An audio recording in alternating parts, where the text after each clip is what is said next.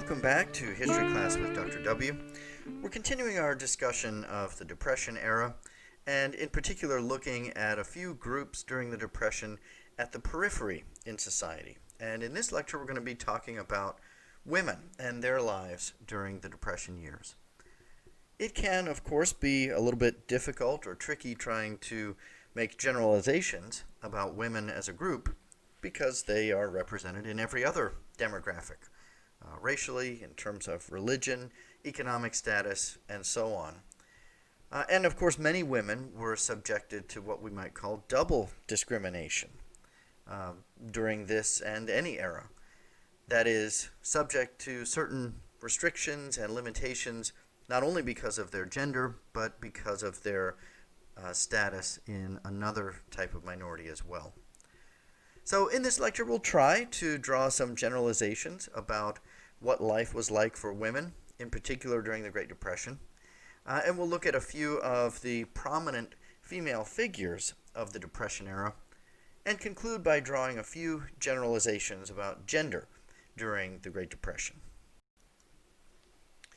In broadest terms, what we will see is that the New Deal provided opportunities for women that had not always been available to them in this country. But we have to bear in mind that as we situate the New Deal and Depression era in the broader scope of American history, we're looking at a period between the Roaring Twenties, the era of the so-called flappers, and in many ways significant advances in women's roles, and World War II, which of course we'll talk about later in this semester and a little bit later in this lecture. But another time when women found all kinds of doors opened to them that had been previously closed because of the necessities of war. So in comparison to those two eras, the Depression years might not seem a great opportunity for doors to be opened for women. But we'll see that within some of the New Deal programs, in a few other ways, there were new opportunities opened to women during these years, even if perhaps not quite as obvious as in the 20s or the 40s. First of all, it has to be said that there were many more women appointed to or placed in prominent and important positions during the Depression than in previous years. Starting, of course, with Eleanor Roosevelt, the First Lady, who I've already talked about somewhat extensively and we'll talk about more in just a bit, transforming the role of the First Lady. Frances Perkins, the first woman appointed to a cabinet-level position as the Secretary of Labor. Mary McLeod Bethune, the head of the Office of Minority Affairs at the National Youth Administration. Hallie Flanagan, who led the Federal Theater Project. And frankly, dozens of others who were either in very prominent and high positions or leading some of the New Deal programs. So if women made advances in the 1920s, they weren't always evident in these high-profile and important leadership positions. We do see that change during the New Deal era. In November 1933, after a meeting with Eleanor Roosevelt and other New Deal leaders, Harry Hopkins, one of the most prominent New Dealers, announced, "I'm committed to a belief, a conviction on my part, that it is possible to put 300,000 or 400,000 women to work on good projects, and to do it very quickly." This statement and others reflected a commitment to spreading the benefits of New Deal programs to women as well as men. So by February 1934, there were some 275,000 women at work in the Civil Works Administration, and hundreds of thousands of others in other New Deal programs. By September of 1938, there were more than 400,000 women at work in the WPA. Women's roles in these programs also varied widely.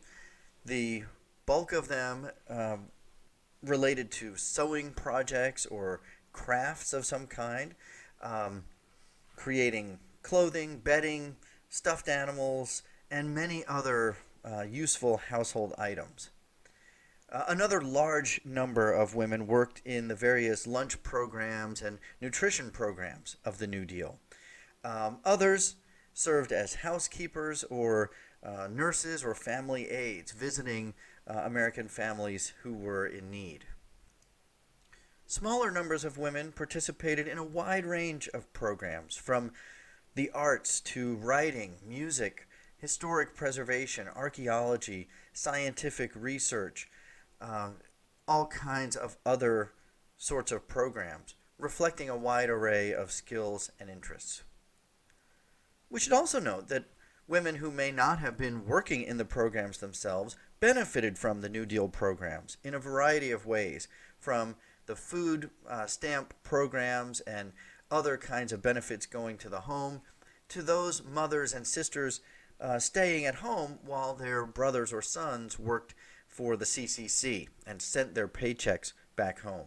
So the New Deal had a profound impact on women all across the country. At the same time, we should point out some of the shortcomings of women's roles in the New Deal, and that this is not a total praise of the program for a sense of equality. There were no women at all in some of the programs, those that were defined in stereotypical terms as men's work, such as outdoor labor, the CCC, and so on. And overall, women participated as somewhere between 10 and 20% of all of those employed by the New Deal. So there's certainly not equal representation.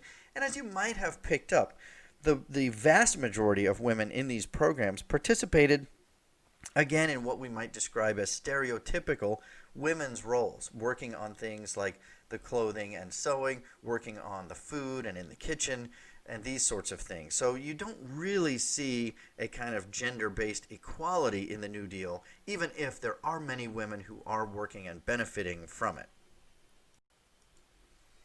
In broader terms, and perhaps outside of the New Deal, women's employment during the Great Depression years rose from about 10 million to about 13 million by 1940. And part of the reason for that is that it was in so-called men's work that a lot of the hardest hit industries and jobs were found, like the mining industry and these kind of outdoor jobs. Whereas women who were working in domestic service or teaching or in nursing indoors, in many cases their employment was more stable. And we do see a lot of instances in the New Deal of women or wives getting a job where the husband has lost their job. Women also had the opportunity in the Depression years to be inspired by a growing number of prominently placed and important, powerful and strong women in American society. And first and foremost was Eleanor Roosevelt, who again I've already talked about pretty extensively, but I'll just mention again some of her most important contributions. She transformed the role of the First Lady, which in the modern sense, the First Lady is almost obligated to have a series of causes and their own kind of agenda. Eleanor Roosevelt really created that. She was a powerful advocate primarily in the realm of civil rights, but also for women's equality and for education and the youth. She was the First Lady to regularly hold her own press conferences. I've mentioned in a previous lecture her newspaper column called My Day, which was widely read all around the country. And she made a number of very visible stances, particularly in the realm of equality for African Americans. And it should be noted that her activism carried on even after FDR's death, after she was no longer the First Lady. I've mentioned a number of those already, but as one final note, in the early 60s, she was appointed by John F. Kennedy to head the Presidential Commission on the Status of Women, and by all accounts, her report, as a result of that role on that committee in the early 1960s, helped to launch the women's movement of that era, which of course is a topic for another course and another time, but certainly reflects Eleanor's long-lasting influence in the country. Another inspirational female figure in this era was Frances Perkins, appointed in March 1933 by FDR as Secretary of Labor. And you can imagine this was a controversial selection. Labor up to that point, historically, had been a sort of male preserve, and many in the country objected to Frances Perkins' appointment to that role. But she was a tireless advocate for workers of both genders. Um, in 1911 in New York, she, among many, had witnessed the tragic Triangle Shirtwaist Fire, in which 146 workers, most of them women, had died. And from that moment, she committed herself to improving the workplace and working conditions. And she was no token appointment as a woman in the cabinet. She was a powerful advocate for labor, intervening in many difficult and sometimes controversial situations, and also spearheading the effort to create what ultimately became the Social Security Act, of which she was the principal author. So Frances Perkins did a lot of important things for the country and was not just a symbolic woman appointed to a high position. And I've also already discussed a little bit about Mary McLeod Bethune, but I'll mention more here as well. Bethune was raised in South Carolina as one of 17 children, growing up on a sharecropping farm and picking hundreds of pounds of cotton a day. Eventually, in the 1890s, she was able to achieve an education and herself became a teacher by the end of the 1890s.